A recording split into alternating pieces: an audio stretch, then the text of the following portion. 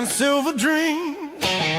Hope ran dry quicker than it seemed. Same old talk, same excuses. Another year of Raider blues. Vegas lights don't hide the scars. Fourth down prayers, broken hearts. We rode hard, we paid the price. Buried hope by week 9. Put it in the dirt, let the whistle blow. Another Raider year, laid 6 feet low. We drank the Kool-Aid, paid our dues. Rock bottom blues and black and shoes. Yeah, we scream, yeah, we stay, yeah, we lose. Raider Nation never quits on you. Now!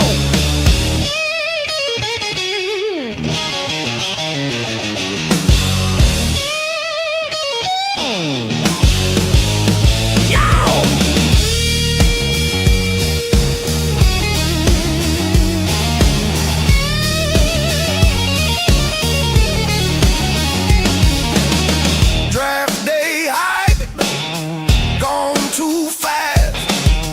Coach talk heavy, scoreboard laughs. Defense tried, offense stalled. Same brick wall every fall. Legends watch from banners high, while Sundays teach us how to sigh. Laugh through pain, curse the screen. Love this team like a bad routine. Put it in the dirt, let the whistle blow. Another Raider year, laid 6 feet low. We drank the cool. What it do, Raider Nation? Welcome into Raider Nation, Show Me Your Shield. Episode 4, even though we had a surprise one on Sunday, I'm going to count this as our 4th one. It's just me and my co-partner here is going to be Donuts Duncan. Donuts, how are you, man? Doing good. Ready to start this off season. Yeah. A lot of things have happened in the last 48 hours in our world. Some of it good, some of it bad. Never like to see anybody lose their job, especially somebody of Pete Carroll's stature, right? But at the same time, it was a necessity that had to happen. And especially we're going to go through some of the things that have actually come up in the last few hours. A lot of it's rumor and conjecture because, as you know, sources are just that. You know, anonymous sources are just that. Take it for what it's worth. But sometimes when you hear a rumor, sometimes it can be true. You know, especially with some of the visual evidence that you have to support that rumor. Okay, so I'm going to start off. We're going to have some fire big picture questions, but first, some housekeeping.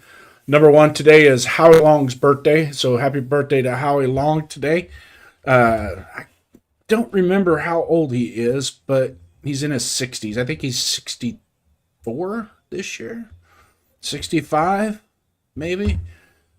And also, I celebrate my birthday the same day, so I'll give it to myself. Whatever. Happy birthday. So, and my anniversary too. I got married on my birthday. So, wife did that intentionally so I'd never forget our anniversary.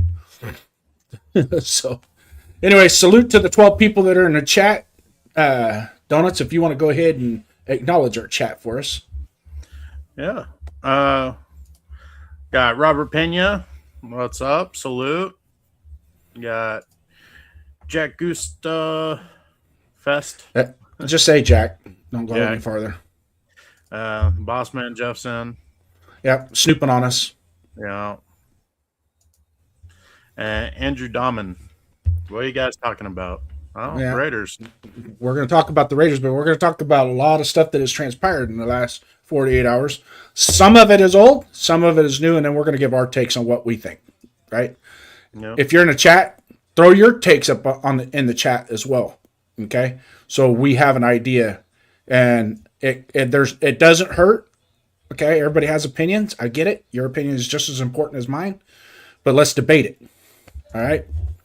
So, send in wishes. Thank you, Jack. I appreciate it. Yeah, it's tough getting old, man. The bones ache a little bit more, and a little bit more sensitive to the cold and whatnot. But it's okay. I can deal with it. I'm still young at heart. All right, big picture questions here. I'm gonna run through this real quick. I don't have no soupy monologue to give to you guys tonight. I think the soup is over with. So let's be honest with each other and let's get to it, man, because we got a nice program set up for you guys, and just get in here. If you know somebody, there's 21, 22 people in here. If you know somebody or whatever, get in the chat, man. We'll get this rocking. Trust me, we will get this rocking. Big picture questions.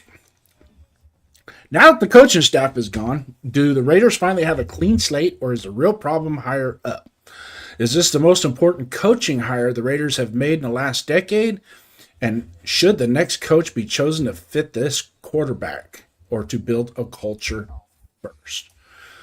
Duncan, what do you say? I mean, with all of our failure and us keep recycling coaches and GMs, I would say the issues are higher up.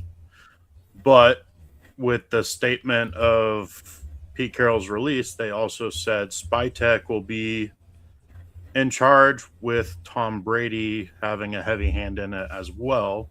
So sounding like Mark Davis is kind of stepping back. So that may solve some of our issues there. As far as coaching hire, I mean, every new hire is the most important to date. I mean, you're always looking for the future. So definitely the most important to date. Mm-hmm. And as far as the coach, like what coach we should choose, I mean, you can go with the culture, or you can go with one to specifically mentor the quarterback. It's tough because if you go for a culture or a defensive coach, you bring in an OC who's going to be the one who's mainly responsible for mentoring the young offense we have, as well as what should be our franchise quarterback. Daryl Spears, salute to you, brother. Do something dumb. They could be gone if we end up having success. So it's almost, I kind of lean right now towards going off for a offensive-minded head coach. That way they can't be stolen from us if we do have success, and really to mentor that young quarterback that we should be drafting. Yep. Yeah, and we'll dive into it a little bit more when we get into the next topic of what type of profile we're going to be searching for. But a couple more guys just popped in the chat. Raider Ryan, thanks for coming in, brother. Daryl Spears from a Chiefs fan, great win. I think that was just a lesser of two evils when it come to that game. We won the game, but that wasn't a competitive Chiefs Raiders game. That was I disagree. It was competitive in the sense on both teams were playing backup players, practice squad guys, like guys that were hungry to get playing time. So it was competitive in that sense. Like, did it have very much meaning? No, but it was a well-fought game between players that don't get a lot of playing time during the regular season. Yep. I agree with you on that standpoint, but I disagree with the fact that it was a usual Raiders-Chiefs rivalry type game, because it was basically a preseason game. It was a glorified preseason game. Okay. Yeah. So we can agree on that's something we can agree on. Yeah. All right, man. I myself, the type of coach that I'm looking for, here's the deal. I am not going to try and tie down the type of coach that we want or I think that we should have. I'm going to not try to tie it down to a specific name. Okay. I will mention names, and I will say I like this guy, I like that guy, but at no time should that be considered I'm contradicting myself. Yeah. A lot of times it's just basically out there it's like when you go to Baskin Robbins, there's 31 flavors, right? Sometimes you want to try a couple others before you pick, Yeah. Let's hit real quick before I move on to the next topic. Is this the most important coaching hire the Raiders have made in the last? That will this be the most important coaching hire that they've made in the last decade? Yeah. Absolutely. It has to be. It has to be. With the number one pick, going into this draft with the number one pick, and with the roster that we have, it is imperative that the type of coach and the quality of coach that we get comes in, understands what the plan and process is, and can execute that. And going into next year, we can see that with our own eyes that we understand the plan and the process. Because whatever plan and process they had in 2025 that they told us at the beginning of the year was not what we saw. Yeah. So, one of the most important things, having said that, is the head coach profile. I'm going to pick my side, my style. You're going to pick your side, and I'll throw some topics out there. Is it someone that you think should be an offensive-minded head coach or a culture-setting CEO type coach? Which does this team need more? Well, I mean, the team just needs an identity. So I can argue that you can get that through either way. Yep. You get an offensive coach that can really build a quarterback for the franchise, and we find an offensive success, like that will build an identity for us. You bring in somebody like John Harbaugh, who's more of a special teams guy who has his hand in everything, where he's more of a culture guy, like can build an identity that way. Or a defensive coach where we really start shutting people down. Like it can go any which way, really. Right. And just I myself is depending on which direction that they go with the type of head coach that we get. I would much prefer that basically a combination of both, of a culture setting and a CEO, right? Somebody who can delegate, but also have a culture setting presence as well. And, but I also know a specific angle, or I believe in a specific angle in which we should go with that coach.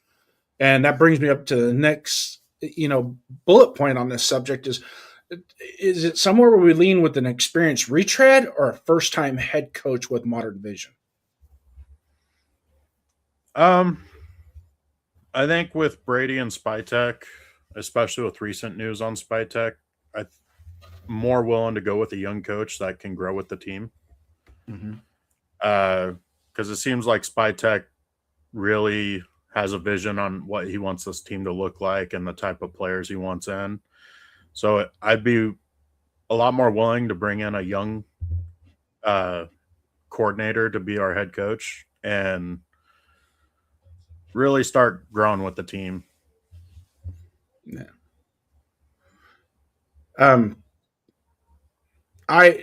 Exactly. I really and truly, honestly, the next head coach has to be a positive with a minimum of a 4-year plan.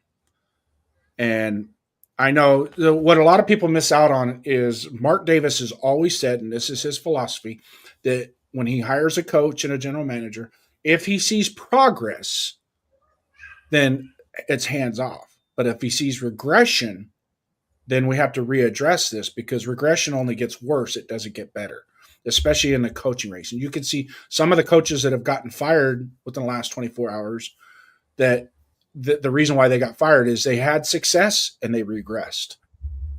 And that's why they're losing their jobs. Yep. Jack, thank you much, man. Salute to you, brother. So having said that, experienced retread or first-time head coach with the modern vision? I mean, what's your take on that? I mean, I'm kind of getting tired of the retreads personally, but there's a few where it makes sense. Because if you look back at like the hot topic of almost a decade ago now was second-time head coaches and the success they started finding and how they started being more prominent of a go-to for the head coach candidates. So you got guys like Sala or Flores who are very interesting. Sala's more of a rah-rah guy, but very well coached defenses. Flores is that guy. Just you cannot play offense against that guy. He knows how to stop everything, but he's more of a stickler. He's kind of an old school hard ass, which that may be something we need too. Okay. So we're looking at scheme innovator versus a disciplinarian who sets a hard standard. Yeah. And then you have somebody young and upcoming, like Kubiak, who's kind of making himself out to be an offensive guru. Only downside with Kubiak is his lack of experience, because he's been an offensive coordinator now for 2 years on 2 different teams. Mm-hmm. And he's been an offensive assistant or offensive coach for a few years. And then you have another young guy in like Chris Shula with the Rams defensive coordinator, who's had a very good defense for 2 years now and has those guys flying. Mm-hmm. I was like, personally for me, like those 4 guys are probably my top 4 candidates. And then another name to add in there would be the Texans defensive coordinator, which his name is actually escaping me right now. I think it's Matt Burke. Yep. And even though the Texans head coach is a defensive guy, Matt Burke actually calls all their defense and had his hands in the making of their scheme. No. So he'd be another very interesting name. Yeah. All right. Well, would you trust a defensive head coach in an offense-driven league with an offense-driven type roster? I mean, I can, but the problem with a defensive mind is if you have to get a good offensive coordinator to be able to run that offense. No. And if you do find a really good one, you have a good chance of him being stolen by another team to become a head coach himself. So then it's kind of like you're trying to pick and choose the right offensive coordinator who's going to bring success, but also not be stolen. So then that's where your retreads come in. So somebody like a Dable or a Stefanski, if he wants to be a coordinator for a couple of years. There's also possibly, Zach Taylor from the Bengals, but I think they actually came out and announced he's staying with the team. Mm-hmm. So he's off the board now. So I don't know. There's a lot more interesting defensive names in my mind than there are offensive ones, but Kubiak is probably the top on my list because he's offensive. Another person I could be talked into is LaFleur from the Rams, from the McVay tree. He's their offensive coordinator. The only issue with him is he's not a play caller. McVay runs that offense. So that gets a bit iffy for me, bringing in a coordinator to be your head coach that doesn't call plays. Mm-hmm. And then DT Raiders is asking about Kurt Cignetti. Personally, I'd love Cignetti. He's a great offensive mind. He runs a pro-style offense and really emphasizes the run game. He's not coming out of college. I can, and expand on that a little bit. He just signed a multi-year contract extension. He's established himself at a university that is really starting to take off, and he's doing things at this university that has never been seen before. So a lot of times a reputation is more important than seeking the next fix, like a drug addict would be. So we could probably offer him more money to come to the NFL, but where he's at right now in Indiana, that guy is off limits for the next 4 years. Okay. Unless he obviously absolutely tanks in the next 2 years. And I don't see him doing that. I see him he will have no more than 3 losses over the next 3 to 5 years per year. So, and that is a successful head coach, and especially at Indiana in the Big Ten. playing the competition that he plays and the type of schedule that they have, he is definitely where he is. He's fixed. I don't think he's hands off. I think we can make a phone call and talk to him. I don't think he's hands off. But there's also an element into that that's also called a buyout clause. So if we were to hire him, we would also have to pony up a little extra money to buy out his Indiana contract. So I like how you guys are thinking. And Kurt Signetti is from that Nick Saban coaching tree. So and I get it, but there's also a point in time where you go college is college and pros is pros.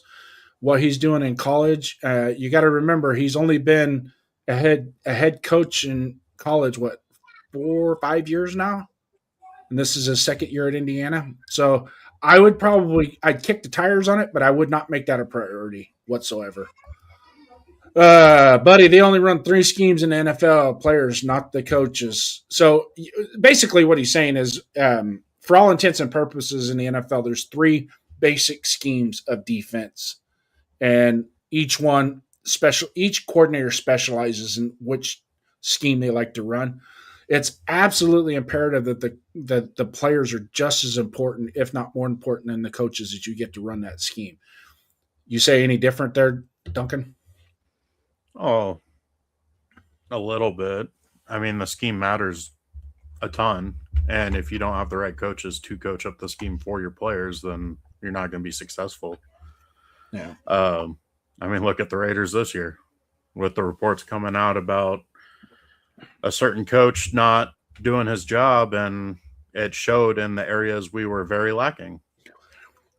Since you brought that up, Duncan, let's expand on it. This is something that has just come out, ESPN reports, in the last few hours. It's something that really intrigues me, but at the same time doesn't surprise me. So if you want to go ahead and hit on that, Duncan. Yeah. So this is in the middle of a report from ESPN talking about the Raiders and their whole preseason and during the season. But in this section, it's saying that what did I do? You're messing around with the screen here. No, you deleted it. Anyways, button. Yeah, you deleted. You actually deleted it off the desk, but that's fine. We can dive into it a little bit more. ESPN was reporting that during the course of the year, the offensive linemen were having difficulty with their preparation with their offensive line coach, and in doing so, they turned to the general manager for help because they weren't getting the necessary help from the offensive line coach. To me, I call that a shocker. But if you want to dig into it a little bit more, Duncan. Yeah, so they're talking about complicating matters was that the offensive line coach is Carroll's son, Brennan. Brennan had spent 5 seasons in Seattle with his dad as the assistant O-line coach and 1 as a run game coordinator. He was then the OC and O-line coach for the University of Arizona and the University of Washington, working for the head coach Jedd Fisch at both schools before reuniting with his dad in Vegas this season. Washington ranked 6th in the Big Ten in yards per game during Carroll's lone season there, and Arizona's offense was among the Big 12's best during his tenure. What they don't say, though, is both those teams' offensive lines were actually really poorly ranked in those seasons with Carroll as their O-line coach. Mm-hmm. Pete's other son, Nate Carroll, is the Raiders' assistant quarterbacks and game management coach, and also worked for Pete Carroll in Seattle. A lot of guys were out of their natural positions. Left tackle Colton Miller told ESPN, "It's not easy, but Brennan Carroll tried to get the best of us together each week." An agent of the Raiders' offensive lineman said that his client told him the position group met multiple times on their own with Smith, our quarterback, and Ashton Jeanty, the running back, and specifically without coaches.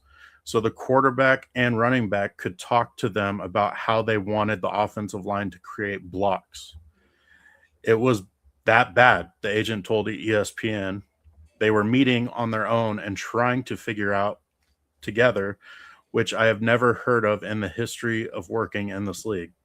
There is some sort of nepotism going on. A 4th agent of Raiders player said. The agent also said his client said that Brennan Carroll rushed players through individual drills at practice and didn't teach them what they were trying to achieve in those specific drills. That right there is you can lay credence to that rumor. Because what we saw and how they were actually playing was very relevant to what their preparation was. I mean, you could just tell the way they were playing that they were lacking preparation. And individual drills, when the coaches coach, the individual coaches, your position coaches coach is during individual drill, right? So your cornerbacks coach is coaching cornerbacks, then the defensive, the defensive line coach coaches the defensive line, linebackers coach the linebackers, secondary coaches the secondary. Then they go from individual preparation to group preparation. Now they all three stack together. That's where the defensive coordinator comes in with all three. Now he puts a little bit more of his lipstick and makeup on that preparation. And I'm using defense as an example because it's just the way it is, right? I'm more focused on the defensive side for some reason right now. But take into consideration what we saw and the development of Rodgers and Grant, they're not ready. They're not ready. Well, why aren't they ready? That right there tells you why they weren't ready.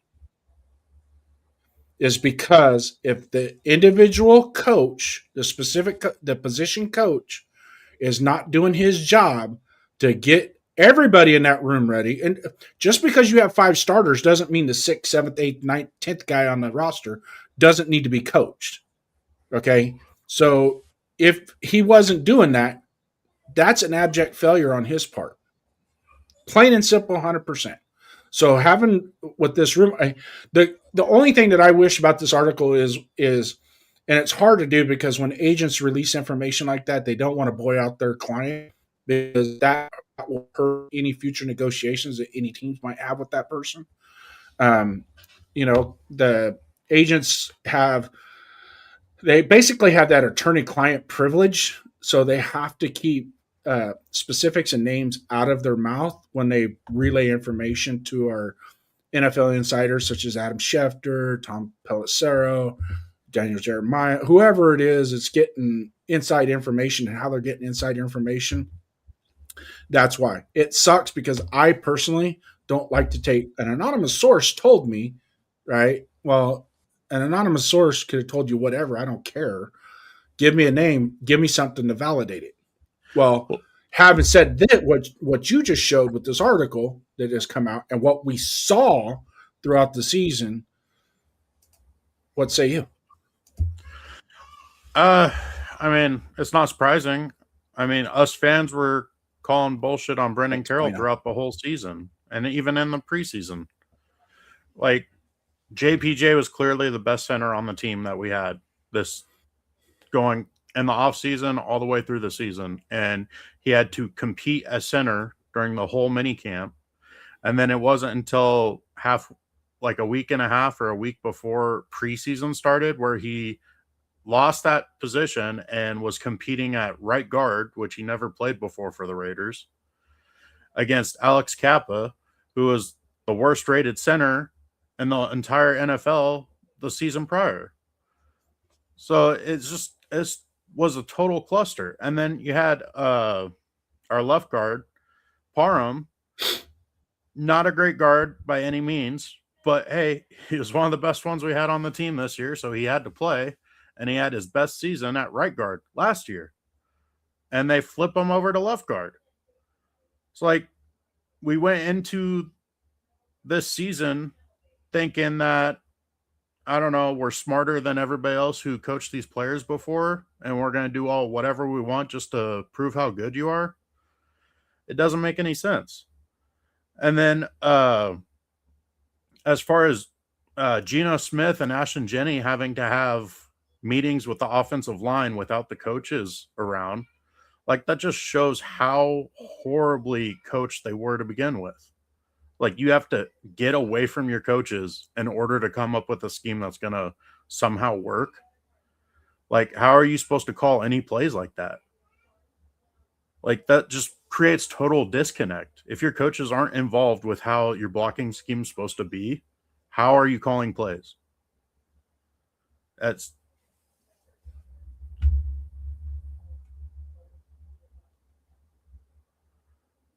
I cannot hear you. I'm sorry, my mic was muted. Let me replay that for you. So having said that, the rumor of Chip Kelly, after he was fired, the rumor coming about that he was calling plays during the game that weren't practiced throughout the week, that adds a little bit of fuel to the fire of what we saw this year with the offense. So having said that, and we know where we were with this previous regime, the next regime that we're going to have has to be absolute clean across the board. There can't. I'm sorry with this rumor that would, and I'm going to call it a rumor, but with this report / rumor that's coming out, and I have a tendency to believe that that's actually true based on what we saw in conjunction with what's being said. Absolutely, positively, I don't care which coaches are under contract, they are gone.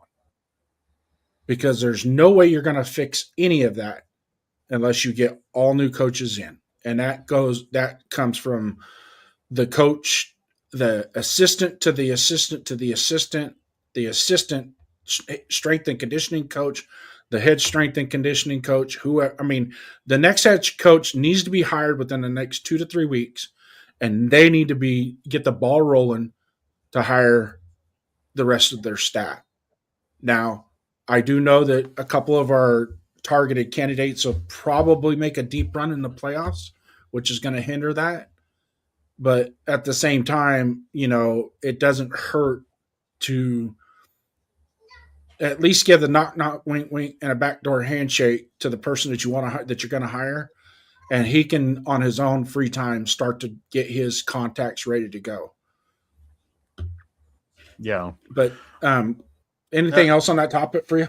And that the whole article had me heated. Just the whole ineptitude of the coaching staff is ridiculous.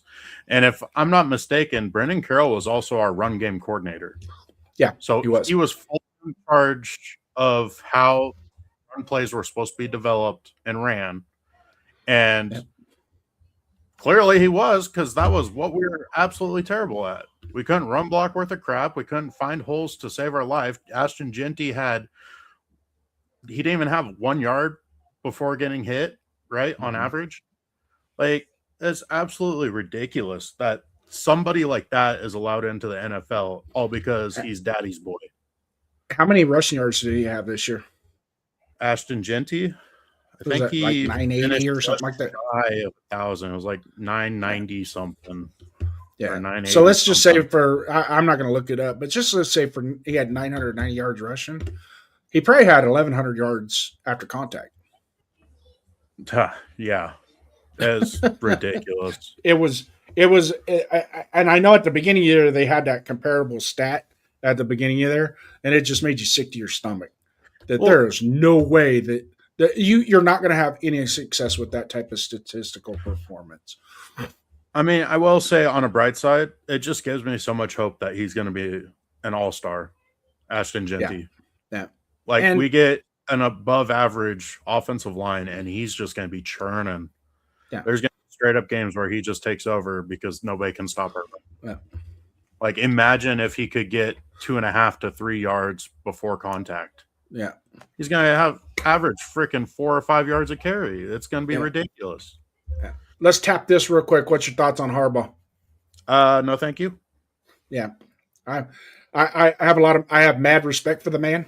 Did a killer job in Baltimore. 18 years. That's a long run as a head coach. But when you're talking retread, somebody coming off an 18-year stint in one position and try and take him to another. I know Andy Reid is kind of a misnomer when it comes to that. He had a long run in Philadelphia, and then he just next day was in Kansas City and just hit the ground just took off from where he left off from Philadelphia. Actually got better, I think. I think he did a better job in Kansas City than he did in Philadelphia. Well, but he had a better quarterback as well. I also think Andy Reid's not the best comparison, just because Andy Reid was widely known as an offensive guru in the NFL. And like us fans could see it too with Philadelphia. Philadelphia always had a good offense with him. And they always had electric players because he found those speedsters that just worked great in his system. Yeah. Where John Harbaugh, he was a special teams coach and he kind of does defense too, but it shows their offense is very lacking with him based on who their coordinator is. Yep. Like he relies too heavily on his coordinators. Yep. So the next topic we're going to get into here is kind of where we're at now as a franchise, having the number one pick, right? Yep. And so quarterback connection. Should the Raiders hire a coach because of a QB fit or draft a quarterback to fit the coach? I mean, that's a tough one because if Dante Moore comes out, you have 3 possible first-round quarterbacks. Oh, no, Chambliss already said he's going back to college. He's going back. He's not coming out. You possibly have 2 if Moore comes out. And that's a big possibly because Moore, I don't know. It seems almost 50-50 on this point if he's staying in college or going pro. I think he's leaning more towards I think he's closer to the 80%. And the reason why I say that is because Oregon is being active in the portal for another quarterback. Okay. So if that's accurate, then yeah, Moore's coming out. Yeah. And there's a couple things that weigh into that. Number one, he's rolling into the college football playoffs, already having some success in the college football playoffs, which, that's putting him up against better competition. 2 is he's right now rated as a potential number 1 or number 2 pick in the draft. Okay. And 3rd, his offensive coordinator, who he entrusted greatly with, Will Stein, is leaving to go to Kentucky. So that's going to change a lot of variables as to whether he stays or where he goes.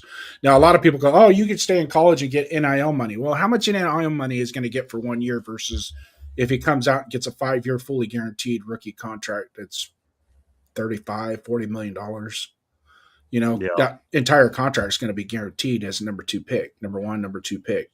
So, plus he'd be compared against the name of Manning. Then there's a second aspect to that as well, is he can't help his draft stock anymore. He can only hurt it by going back. Yeah. So if he goes back and let's say he totally stubs his toe and, throws a few more interceptions, shows a lot of bad habits, and now his draft stock's going to tumble, And that, just ask Drew Aller at Penn State. Drew Aller, if he came out last year, he's a first-round pick. Yeah. Easy. Now what's he looking at? At maybe a early fourth, mid 5th round. Yeah. Just depending on what team needs and who wants to take a stab at him at that point. I would take a stab at him. Draft him as the 2nd quarterback. Yeah. It won't hurt. He definitely has talent.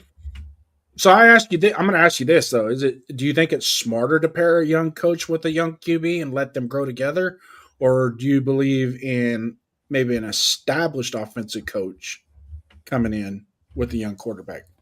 Well, it really depends on who's the established coach. Dable. I'm not a fan of Dable, so people say that Dable's responsible for basically creating Josh Allen. Yeah, and that's coming from Josh Allen, just so you know. Yeah, but Josh Allen also had his most successful seasons after Dable left. But it was a preparation and a nurturing and a development. Okay. How'd that go for Daniel Jones, who just had his best season before he got hurt this year away from Dable? I don't think Dable liked Jones either. I think there was a disconnect there. You're absolutely right. don't get me wrong. You're in the ballpark with that, but there's also that. Was there a disconnect between the two? Because it's not very hard for Well, there to be a disconnect between a good coach and a good player. I mean, then it just shows the Giants are absolutely terrible as an organization because they re-signed Daniel Jones, and then they cut him after they re-signed him. So, like, if there was a disconnect, it's like, okay, you either get rid of Dable and re-sign Jones, or you get rid of Jones and don't re-sign him. It's like that simple. Yep. So I don't know how there's a disconnect between the two, but Yeah. so So not having the first got pick. fired with a rookie quarterback this year. Yeah, but you know what? They were actually playing pretty good. I think what really the straw that broke the camel's back is he tried to supersede the concussion protocol. He was trying to, well, not supersede, but intervene, because what had happened was Jackson Dart most definitely should have been in concussion protocol, and he was trying to keep him out of it because he was having success with Jackson Dart. He went into the blue tent. That's a no-no. Head coaches are not supposed to be in the blue. Nobody from the team is supposed to be in the blue tent with whenever the NFL appointed neurologist goes into the blue tent with a player. None of the coaching staff is supposed to be in there. No players, no coaching staff. So I believe you could have a medical representative from your team, but when the independent neurologist is in there doing an evaluation, they are supposed to keep their mouth shut and their hands off, let him do his job, because that's where a lot of teams are getting fined. I mean, I believe they got fined for that, and it's an organizational fine. So, once staying with the quarterback connection, one last bullet point that we'll cover is: would you rather reset everything at once or stabilize one side of the ball? We had the number one pick. I don't know. That's tough because both sides need help. I think I would rather focus on one side of the ball. Just get a strength on the team, because we have so many holes on both sides of the ball where you try to pick players for both sides. You can wind up in a situation where you still don't have an identity and you're still struggling to figure out on how you're going to win games. I mean, because look at this season. Like, going into this season, we thought our offense was going to have to carry us. They obviously couldn't. We couldn't run the ball. Our offensive line in the first half of the season couldn't block anybody. And then the second half of the season, they started blocking better. And then Geno Smith held the ball for a whole minute. And then our defense, some games they looked like they were legit. And then other games they got blown out 30-plus points. I think we're closer on offense with our pieces because we have a running back, we have generational tight end, and a very, very good second tight end.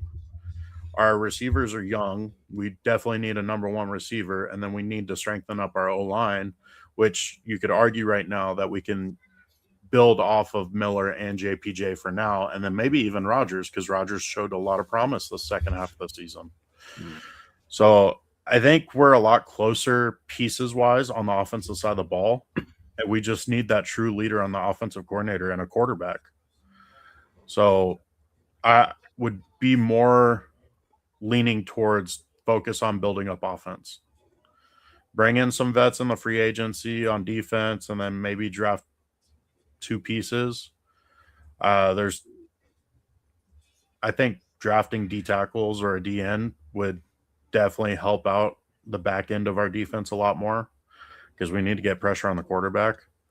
And that doesn't take a lot of draft capital, drafting two pieces on defense. And we got 10 picks. So yeah, and we'll dig as the offseason goes on, we'll dig more into it. But just for the early onset, my perspective is if you go into free agency, you're aggressive in free agency and you hit those numbers and those positions in free agency and address those holes in free agency immediately, that gives you a better bargaining chip and better movement with your draft. And that way you are not reaching in the draft to try and fill a hole. So it's very important to do that. I mean, even though we have certain players at certain positions that we like, Rogers or Grant or JPJ or Colton Miller, we still have to address those.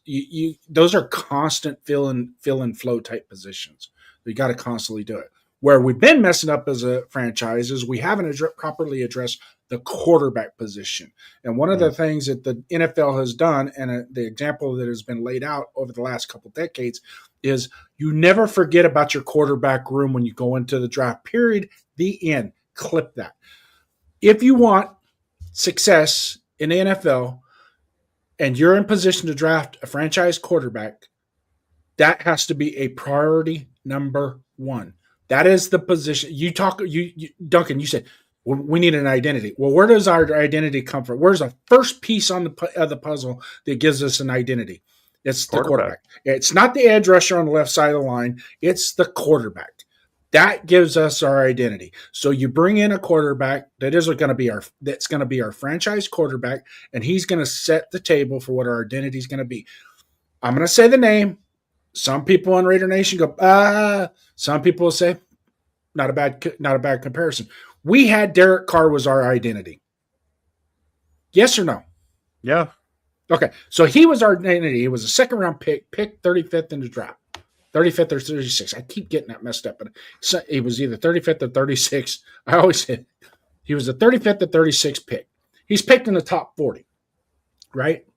I had said earlier on a previous show that if you're going to draft with the intent of drafting a franchise quarterback, you must do it within the first 40 picks. Okay? Now, some people are going to say, well, Tom Brady, Dak Prescott, you're contradicting yourself. No, I'm not contradicting myself because Tom Brady was not drafted to be a franchise quarterback. Dak Prescott was not drafted. It was an opportunity. He was an opportunity to come in and develop. Okay, when you take a quarterback in the top 40, that is the guy you have every intent to hitch your wagon to him to take you to the promised land. Even if they are in a developmental state, even if they're going to come out of college and you're going to say, okay, we're going to sit him for a year, we're going to sit him for half a season, or we're going to let him get to a point where we feel comfortable starting him. Okay, but you're still drafting him with the intent of being the franchise quarterback. Does that make sense? Yep. Okay. Because I just want to be clear on that. Yeah, I just want to be clear on that. Now, here's a caveat to that. Okay, here's the flip side. Here's the negativity, and this is where the Raider organization comes into this. The Raider organization for the last several years has been sitting there waiting to get a franchise quarterback. Okay. I know Coach Davis drafted Jamarcus Russell. God bless it. I was one of those guys that, oh man, his arm. Well, Jamarcus Russell was a great quarterback until you got to his right shoulder. Anything past his right shoulder was, and you need more than that to play quarterback in the NFL than just an arm. You know that, and I know that. And everybody else in Raider Nation knows that. It takes way more. You have to have character. You have to have some type of stature. You have to be able to walk out onto the field when you're buckling your chin strap and those other 10 guys follow you out there, and you lead them. That's what it's going to take. And whenever you take a quarterback, he has to have what, Duncan? What's the most important quality he has to have? A brain. Leadership. Leadership. It's very, very, very important at the quarterback position. And then the rest of your leaders fall in place, such as your center. You need to be really dynamic as an offense. You're going to need a center that's going to have at most elite leadership qualities. On the defensive side of the ball, you're going to need a defensive lineman that has leadership qualities. You're going to need a linebacker that's got leadership qualities, and you're going to need somebody in the secondary, preferably a strong safety, that has leadership qualities. It takes more than one person to be a leader on a team. I love Max Crosby to death. He's been a great Raider. I hope he remains a Raider. But you're left defensive end edge rusher should not be the one setting the tone for the rest of the defense. It should be up the middle. It should be the linebacker. It should be the strong safety. Those are the ones that should be your ultimate leader. And even if we go back in history, because I know a little bit about the history, and I can go back a lot farther than what you can. You go back to that 1983 season, the 1981 season. Ted Hendricks was a leader, but he depended on Matt Millen to be the actual leader from the middle of the field. And he taught him how to be that leader from the middle of the field. And that in and of itself gave that rest of that defense quality and confidence to do their thing. And that defense was nasty back then.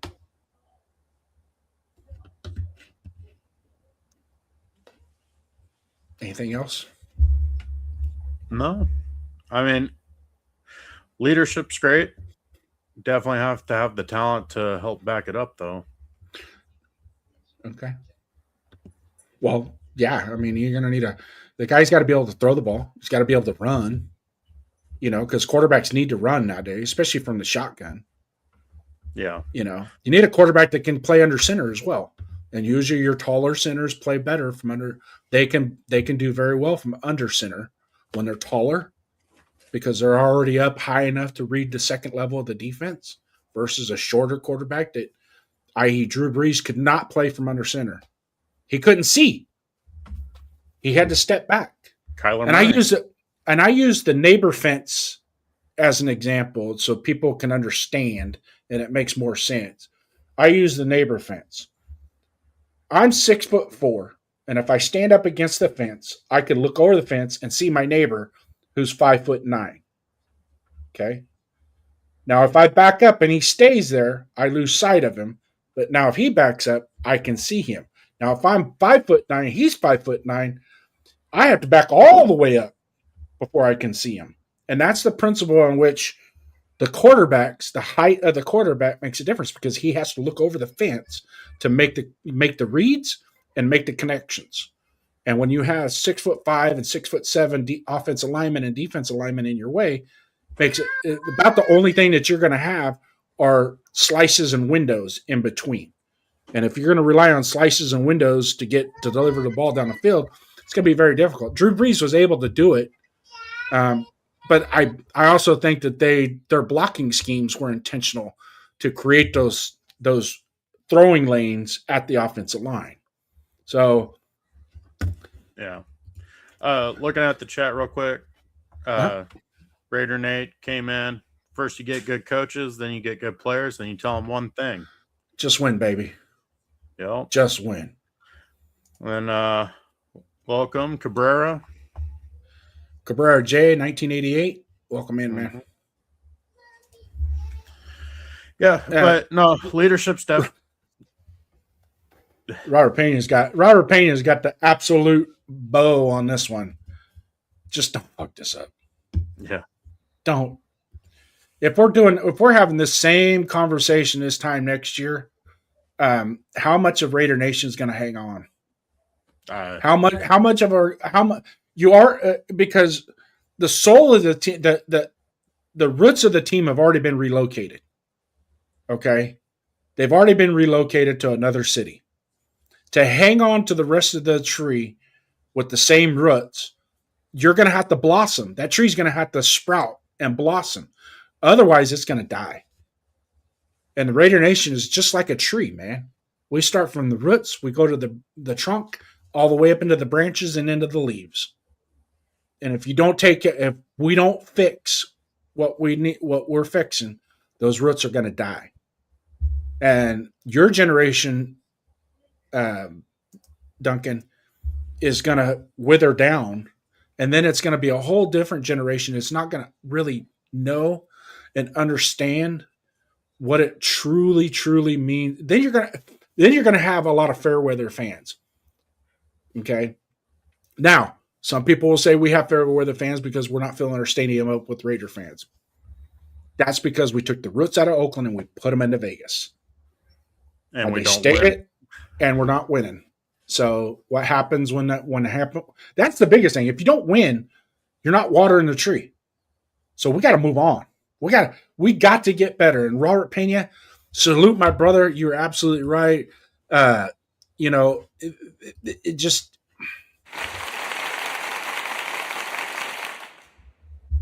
he said that better myself. So let's see. I mean, the two major points that we need to get this offseason is coach and a quarterback, and we need the perfect marriage between the two. Yeah.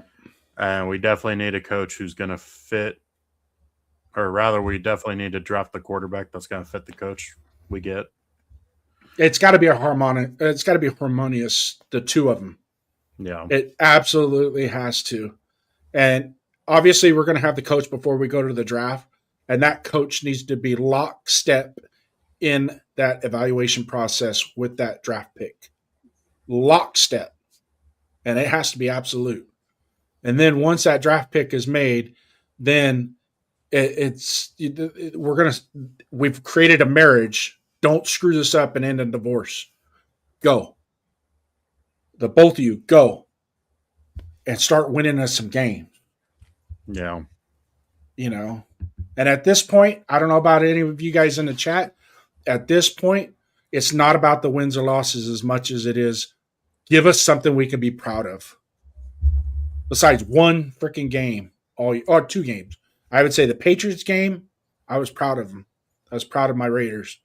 And the Texans game, I was proud of them coming out and performing the way that they performed against a high-quality team that's going to the playoffs, and they made it a game, and it made it feel like we still had something. There was a heartbeat there. We can feel a heartbeat. So and that's what we're looking for at this point. Because the way it's been since 2023 has been flatline. Time to get a heartbeat. We need it. It has to be week in and week out. Good.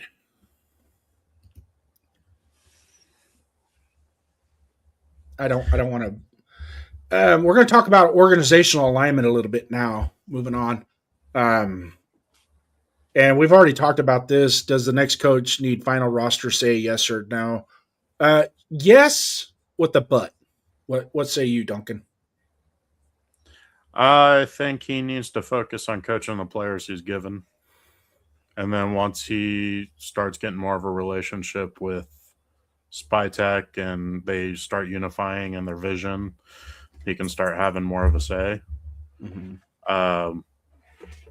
But right now, I think we need to fully trust in Spytek, especially with how the reports are talking about all the extra effort Spytek was giving to our players. Which he shouldn't be doing that. That takes away from his actual what he needs to be doing. Well, I'm okay with him doing it, but my biggest problem is where are the coaches? Why are the coaches not putting that extra step in, that extra mile?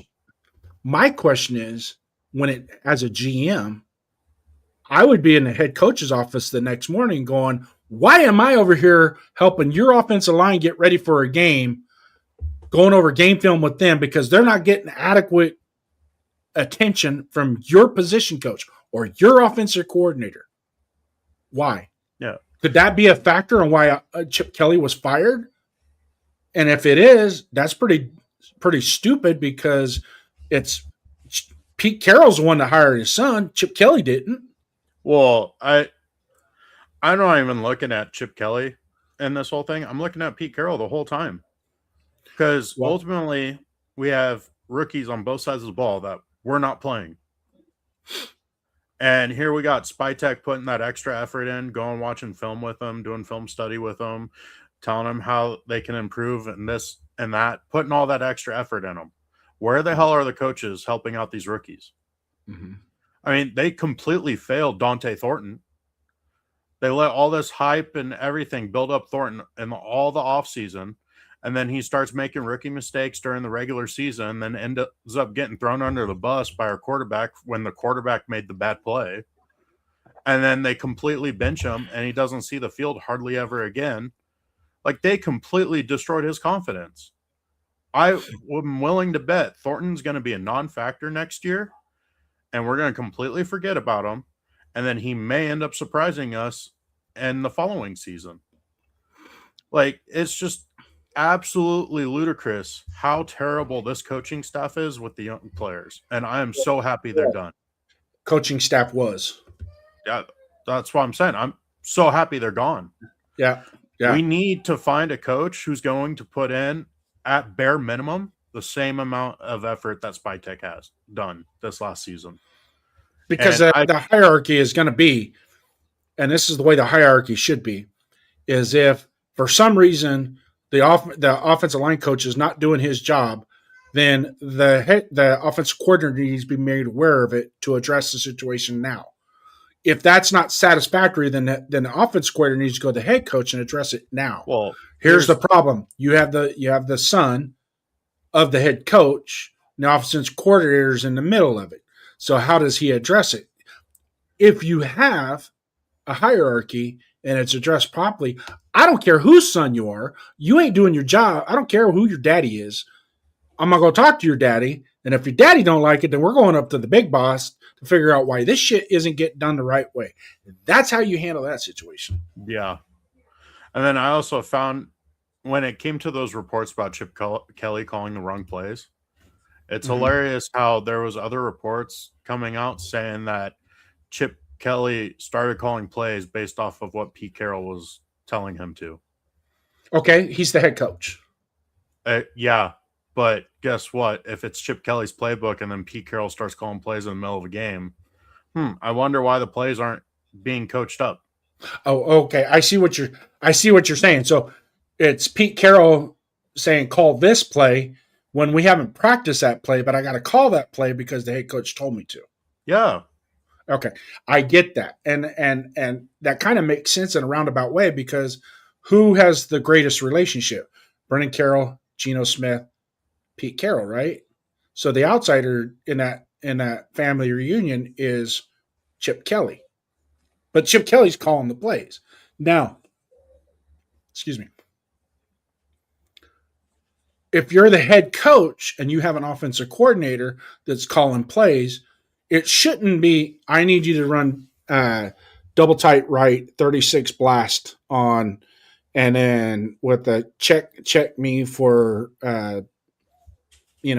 X dump, Y seam. All right. And whatever their play calls are, right? I'm just using examples. Okay. Well, if you haven't practiced that, they're not ready for it. Now, what the head coach should be saying is he should go over to his office or get on the mic with his offense coordinator and say, "Hey, Chip, hey, I'm seeing a lot of 5 and 6 man fronts. They're backing off. They're not coming. They're anticipating your medium to underneath throws. Why don't we look at checking into a run play? Let's check in it, or we have the ball at this position of the field. I want to see some more run plays, and let's run play action off of that. What do you think? Yeah, let's do it. Okay, you collaborate. You go into your playbook. You dig those plays out. Those plays are in the game plan. Then you go. That's the optimal way to run things. But if it's like, because we had that problem in the early 90s with Terry Robisky and Coach Davis. Mr. Davis would see things on the field, and he had bright mind. He understand football, and he would see things, and he would call down and tell the offensive coordinator what plays to run. Now, this isn't a rumor. This has been observed by multiple people of him getting up out of his seat in the luxury box, going over to by where the coach's box is, and yelling at them to run a certain play when the offensive coordinator and the team is not ready for that specific play. You see what I'm saying? Yeah. So we can't have that. It's got to be fluid. If you see something during the game as an administrator or a head coach that you think we need to make those corrections, the time is to make the corrections when you're one-on-one with your coaches or you're in your coach meeting setting to address those. Well, luckily that's over with. We got rid of that poison because was just absolutely disgusting how that was allowed to continue for how long it did. Yeah, it was bad. It was bad. I mean, it's the 45 plus years that I've been a Raider fan, that was the worst season. It was bad. But no, definitely need to nail this coaching hire. Absolutely need to knock it out of the park. They're going to definitely do their due diligence in their meetings with these coaches that they bring in that they want. Right now, Flores is the big name. And then Saleh has been mentioned here and there, but definitely seems like Brady wants Flores because of Patriot connections. Mm-hmm. And then that would also link up with Dable, who also was a Patriot coach. Mm-hmm. So we may be revisiting this Patriot way. Hooray, I guess, but I don't know. There's one thing I can say about Brian Flores, though. Yeah, he does come from the Bill Belichick Patriot coaching tree. I get that. But from what I saw him in Miami, he was of his own kind. And I didn't – his failure in Miami was political. It wasn't what he was doing as a coach specifically. And then the hierarchy, the way they did the organizational structure, which is important. We talked about that. The organizational structure in Miami was very similar to how we do things, where players and assistant coaches were skipping that and going up to the next person. It's like in the military. In the military, private first class can't go straight to the general and complain. Okay? That's not how this works. You have to have a hierarchy. You have to have a chain of command. And you need to follow that chain of command. And to be quite honest with you, unless there's something serious or dangerous that's happening in on the field or during the coaching techniques or whatever that need to be addressed, if it's just scheme or patterns of weaknesses or strengths, if that player goes above and outside the chain of command, that player should be punished for that. It's like follow the chain of command. Well, it's hard to comment on something like that because here I'm saying how great Spytech is for going above and beyond and helping the rookies out with their film. Mm-hmm. I mean, that's going outside the scope of the head coaches. It is, but the head coach should be involved. It should be. The whole coaching staff should be involved. Yes.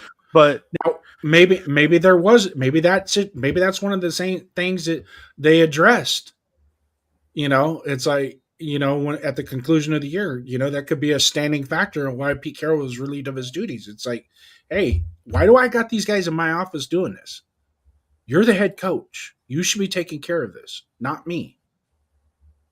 If that's how he handled it. Now, if Spytech for some reason thought he was being a champion and gonna implement some of his coaching strategy or not so much force it upon it, but take it like, I get to practice coach a little bit here. And if that's the way he felt and that's the way he handled it, absolutely wrong. He failed as a general manager. He absolutely failed because now, not only that, it also shows the rest of the players that in the future, if something happens, they can go straight to Spytech. They don't have to go there. So the next head coach that comes in, he creates a chain of command, a hierarchy of how things are supposed to be done. If for some reason that player all of a sudden has the confidence of, if I don't like what the coach is doing, I'll go straight to the general manager. Well, unless it's something, unless it involves a collective bargaining agreement, player safety, or anything like that, anything else has to go chain of command. If it's coaching techniques, if it's, all that, anything that it pertains in between the white lines has to go through the chain of command. The only time you should skip the head coach and go straight to the GM or straight to the owner is if you have CBA issues, you have a union issue, such as too long of practices or, hey, we had, he's wanting to do 6 practices this week and we only have 4 days to prepare type thing, that's outside the CBA and you're not allowed to do that, then I can see that. So it could be addressed before it becomes an NFL issue. Because once it gets to the NFL that you're making those violations, then the organization suffers even more consequences. They start taking your draft picks away from you. Yeah. Okay. So sticking with the coaching topic on who we possibly want as our head coach. Okay.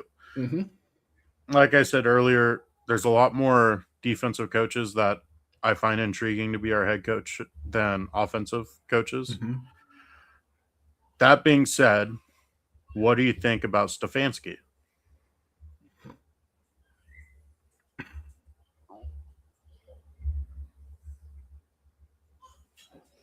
Not as a head coach. I'm okay with that. So we go defensive coach. I personally like two younger defensive coaches, and Shula and then Minter from the Chargers. I think they'd be great coaches that could learn and grow with our young team that we're building. And then you bring in somebody like a Stefanski who has head coaching experience and a lot of experience calling plays in the NFL. And he does call pretty good offenses despite having lesser quarterbacks. Mm-hmm. I mean, the last good quarterback that actually played well for him was Flacco.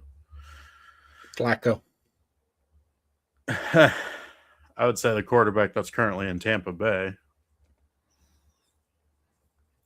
You said the last quarterback that he had success with. That he Well, coached. like I three can see the games Baker. but Huh? Yeah, They but have you like saw three it. You games saw it. together. I mean, obviously, Flacco Flacco has a little bit of a resume. I mean, he's got a ring. yeah, Quarterback, as a But- quarterback. So they started find their groove with Baker, and then here all of a sudden the flashy name of Watson comes up, and the Browns ownership takes it despite all that baggage, and completely throws their team into shambles when they were consistently making progress with Baker. Yep. And hey, there's your leadership, Baker, and then the ownership gets rid of it. Yep. I think Stefanski would be a great hire, whether it be OC or head coach. So then the next bullet point that I'm going to bring up is was consider timeline and patience. Okay, we're going to talk about this, but I want, if anybody's out there, we have 12, 13 people listening, watching us at the same time. If you're in there and you want to chat up, man, there's no wrong or right answers. We might ask for clarification. There might be a disagreement. You might disagree with us, and that's okay as well. But hit that chat up. But we're going to bring this next topic into play, and I really want the chat to really think long and hard on this one, because this is where us as a fan, as the Raider Nation, come together and we pull out our shields and we show our true colors. So we're going to work on timeline and patience, my friend.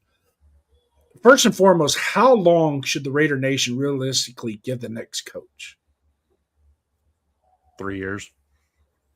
That's the Raider Nation. I'm talking Raider Nation, not the organization, us as fans. Us as fans, how much time should we give the next head organization? coach. No. How long should Raider Nation realistically give the next coach before we turn on? Because it 3 took years. it took 4 games for us to turn on Pete Carroll. I would argue before a game was even played, we turned on Pete Carroll. Some of us. Well, there was a lot. Well, there was a lot of people that were, I want this guy, I want that guy. But ultimately, when we get a guy and it's ours, he's in place, we all should come together and expect something, right? But as a whole, like, for example, with me, I was a Pete Carroll fan. I thought it was a great hire. I kind of saw what the idea was, and the idea was to bring us back to relevance, build and nurture a staff to which, when he's ready to retire, he can hand that this team over to that staff, and we just keep going. You see what I'm saying? Yeah. Okay, so that was my thing with Pete Carroll, but it was right about game 4. Really, in all honesty, the Colts game is when I saw there's huge coaching errors that are occurring, and him being the quote unquote Hall of Fame coach is responsible for those errors that were occurring. Yeah. Well, I mean, ideally, you want to give the coach 3 years. This next season, all I want is some sort of a semblance of us getting better. Mm-hmm. 6 wins, perfect. That's the goal. Let's get 6 wins. Mm-hmm. Year 2 with the coach, we start seeing some sort of a semblance of an identity. Whether it's offensive, defenses, a mix, whatever, we start getting that identity and we improve and start having a lot more close games. Year 3, we'd better be pushing for playoffs or division winners. I think the identity needs to be set mid-season next year, to where it's a very visible, very visible. Because I'll use a team right now. The perfect example is the New York Giants. I can tell you what their identity is, even though they didn't from the time that they went full bore with their draft pick, got them seasoned. Got him. Obviously he got hurt here and there. Their identity is CTE right now. No, but truly their identity is going to be a heavy run, right? And it's going to be founded by hard-nosed, gritty players. Because Jackson Dart is a gritty player. Scadaboo is a gritty player. Malik Neighbors is a real gritty wide receiver. So you can just tell what their identity is. They're starting to formulate their identity now. Okay, it's kind of like that. The puppy dog just opened his eyes. They're at that stage right now. They just opened their eyes. They're still in the bassinet with their mother. Okay, but they've opened their eyes, and there's some type of identity. And then you can pick out. You ever see a litter of puppies? You can start to pick out which one's the male dominant one, which one is more playful, which one is just I don't care and relax. The litter is starting to form its identity at that point. The same thing with the football team. It's starting to develop that identity. It's got to be early on, week 6, week 8. We got to start to see that identity. Hopefully we got 2 or 3 wins under our belt to show, the confidence that we can build in these young players, and then just start to build and build. Yeah. And then when we come back in 27, we just add more pieces to that. And then in 27, if you do it right in 27, we should be a playoff caliber, if not better, team. It could happen. The way the NFL is designed now, it could happen. But at some point, you're absolutely right. The identity is the most important, and it's how early. Ryan Tamales, real quick. We addressed this earlier in the show with Cignetti. I like Cignetti, but I like him at the college level. He does not have much of the NFL experience under his belt. His entire resume is based off of college. So to pull him out of the college ranks and put him into the NFL ranks, little bit different. It's a little bit different. It's a whole different animal. You have to appreciate what he's done in Indiana. Absolutely, 110%. And it's a star, but it kind of gives you starstruck ideas. But for the most part, one, does he have the want and will to go to the NFL? Because if you listen to him, he's 62 years old, so he's in the twilight years of his life, his actual personal life. So at this point, and what he's done in Indiana, I think he just wants to add to his legacy at Indiana and call it a day. He just signed a big contract. What do I need to go to the NFL for? I'm going to make I'm getting generational money right now at Indiana that also has probably one of the best NIL pockets in college football. So you got to realize one of the richest men in the world is an alumni of Indiana.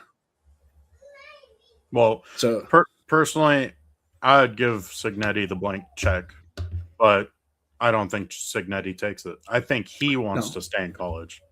I'd be intrigued on if we got him to come to us. I would be intrigued. I'd have a little bit of an excitement, because of what I've seen with him. But at the same time, there's apprehension because it's it's 2 different levels. There's 2 different types, So yeah, but the systems he runs are very, very friendly for the NFL game. Absent the systems, I'm going to take the systems out of it.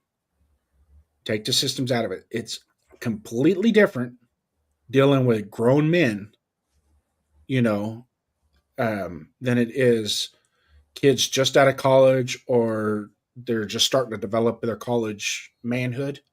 So they're still in their infancy of growth versus somebody that is been in the NFL 6, 7 years, has 3 Pro Bowls. Coaching him is a lot different than coaching somebody that is a 4-star recruit that you just got out of the portal that's got 2 years in college. And it's just and I'm not saying he can't do it. Trust No, me. I'm not trying to be contradictory. that's But that's it's the just a biggest thing gamble with you college coaches. That's a I mean, gamble you take when you go ahead. Saban can't coach in the NFL because he can't bring his system. Well, not system, but his mentality doesn't work with NFL players.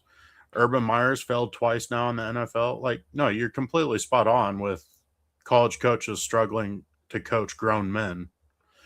But Signetti, in my mind, is completely different in his coaching style compared to like those two guys because he doesn't come off as a do it my way or the highway kind of thing. He comes off as he's going to teach you how to do it the right way. And as soon as you do it the wrong way, he's right there reminding you like, hey, should have been doing it this way. Well, I've been telling you, come on, keep doing it. Yeah. So that's kind of the take that we have on it, Ryan. We're not knocking your take. In fact, it's a really, really good take, as far as I'm concerned, because even I was like doing like this when I heard, a couple months ago, I was actually watching Indiana versus Penn State, and I'm sitting there, man, I wonder what he would look like wearing silver and black as a coach. Because he has the mentality. He really has that no holds barred mentality as a coach.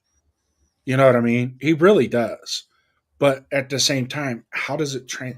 It's very difficult to take that coach out of college and put him in the pros. Now, Harbaugh, somebody's going to probably throw out there, Harbaugh, nothing. Harbaugh, he started in the NFL coaching. His dad was a college coach. Harbaugh has a whole spectrum of coaching. Yeah.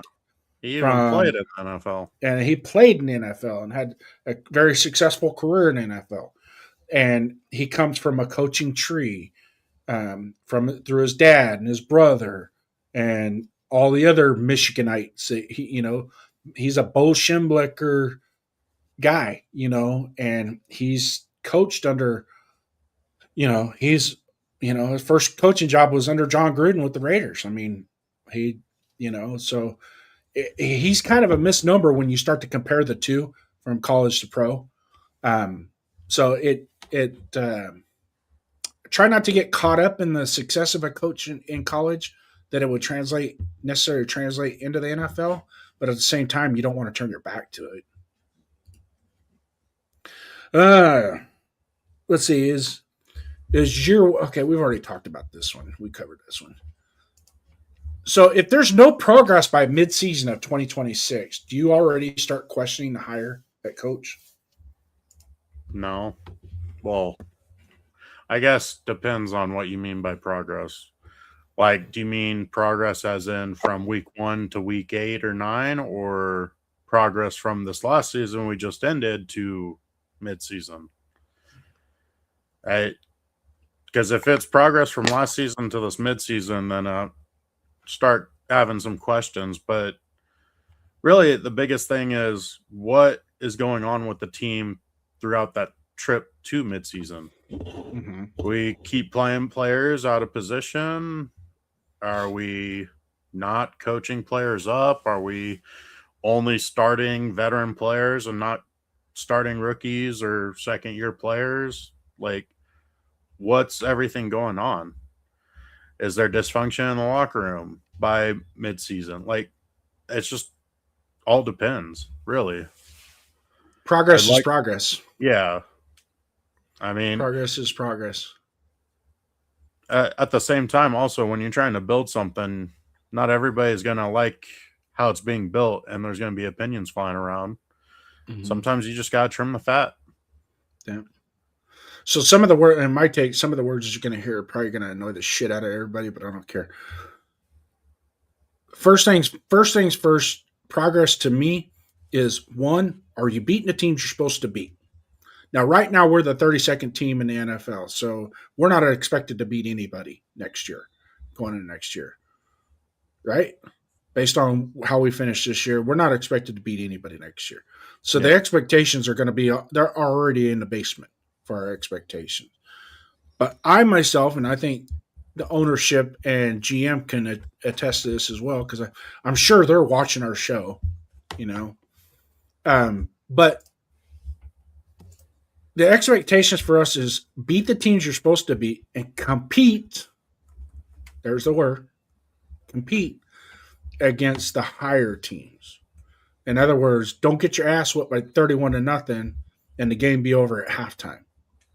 Come out, compete. Okay. If the score is 24-13, 24-17 going into the fourth quarter, and you lose 30-21, notice I use 30-21 as a number. If you lose 30-21, but you were competing, and it became a seesaw battle in the fourth quarter, and you just couldn't. It was there, and you can see it, and and I know when you're watching the game, you could tell whether or not there's progress. It's like, oh, we almost had that player. But if they're just jamming it down your throat, and the other team's going back into the huddle laughing at us, then we're not getting better. We're not progressing. So we got the progression, and it starts week 1. You set a standard week 1. Week 2, you want to be better than what you were week 1. Week 3, better than week 2. Week 4, better than week 3. Week 5, you might have a little hiccup, be better than week 3, but not as good as week 4, so on and so forth. And it doesn't, and you don't have to be an NFL expert or anything like that to tell the difference of what's going on. We, as Raider fans, we should be able to tell right away, especially with what we've seen in the last 3 years.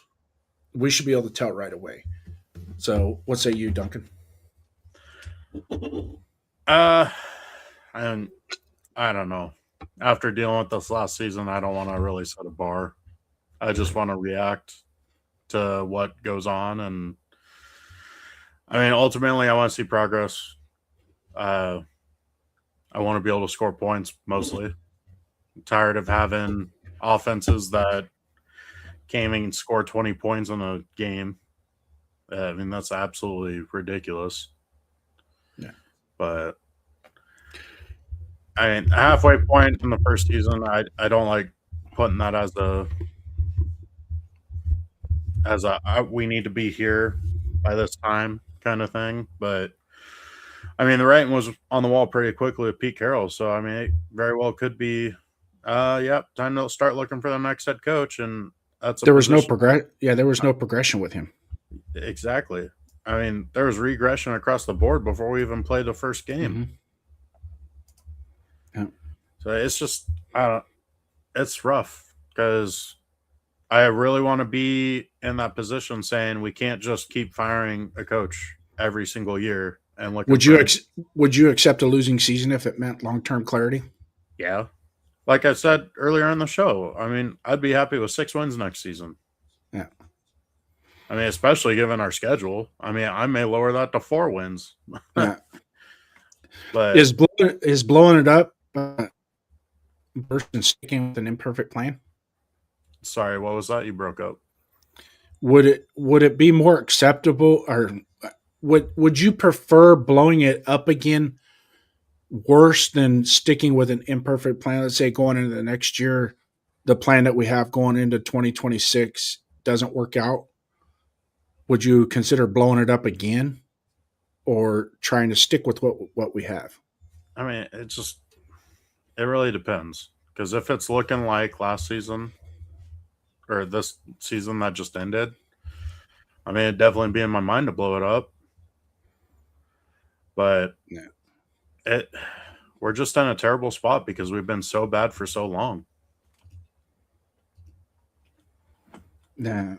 Well, and that's the thing. We've gotten to the point now with the Raider fan PTSD. We can't even recover from it.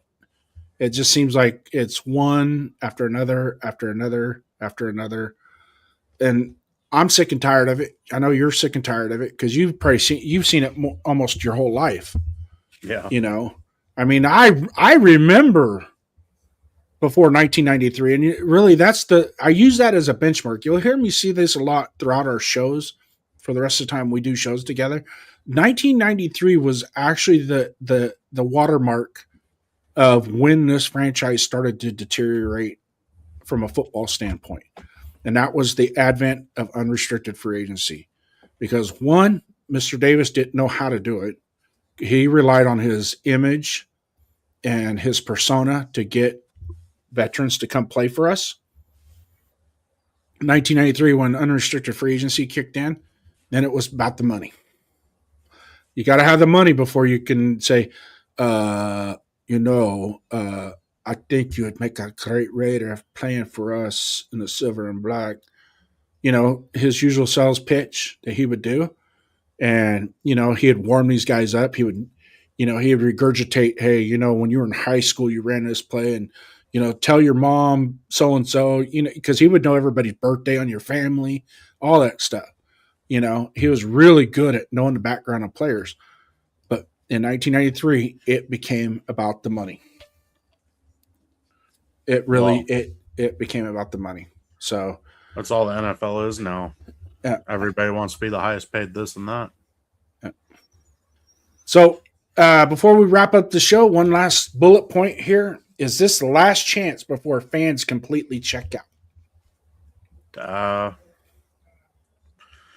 I think this next coaching regime could be. I don't want to say this next season is.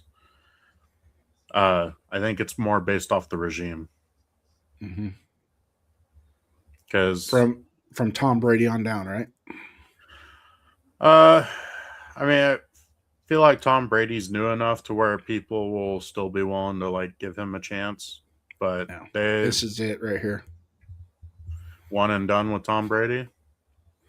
If he doesn't rectify his mistakes from last year, then because where we stand right now, we're in prime opportunity to build and do it the right way. Now I don't want to say he's the ultimate commander in chief in this operation. I do know that Mark Davis says, hey, you and Spytech, you guys figure this out. You guys are the football guys. I don't think either one. Ultimately, it has to be Spytech that makes that decision. Well, Brady's an owner, so he's always going to be looming over it the whole time. But he's not going to fire himself if it doesn't work. No, right. I think they actually let Spytech finish his whole contract out. Because, look at the NFL right now on successful teams. It seems to be the common successful pattern is letting your GM do their job. Yeah. Let them have full control of the roster. Yeah. Coach, GM assembles the roster. Yeah. So my take on it, I'll end it here with my take, and unless you got anything else, is for me, it's never going to be the end because it's my life.